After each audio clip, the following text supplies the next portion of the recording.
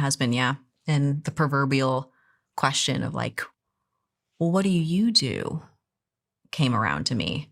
And I fumbled the question. And for the rest of that night, and it was actually a charity trip, the person just didn't take me seriously. And they were somebody that I wanted to respect me. And I was so pissed off at myself that I messed it up, that I hadn't created something at years old that was more impressive, that they would take me seriously. And so I made it my mission between that point and the next year when we would go on that trip for them to take me seriously. And I had to look at, what do I have to do? What do I have to create in order for somebody to take a 24-year-old seriously? What did you have to do and create?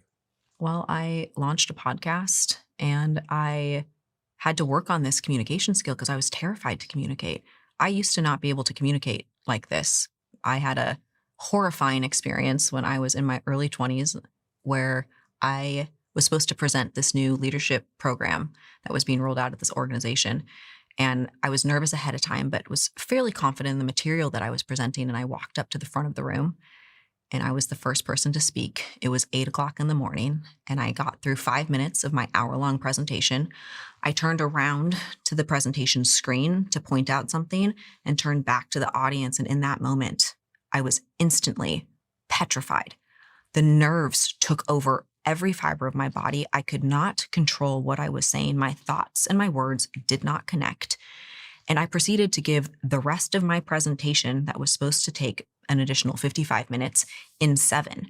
And then I sat at the front of the room while everyone around me was talking about all the different components of the things I was supposed to be highlighting because I just couldn't articulate them. And from that point, for about 4 years, I was unable to have a conversation with people that had a larger group than 4 or 5 because this disconnect for me happened and this anxiousness took place. And I had to work on this skill to learn how to communicate.